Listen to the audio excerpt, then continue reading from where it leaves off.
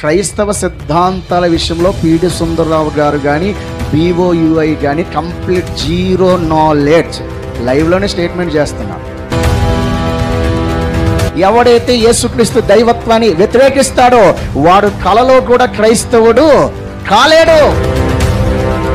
తండ్రిని కుమారుని ఒప్పుకొనని వీడే క్రీస్తు విరోధి అన్నాడు అపోస్తలుడైన యోహాను.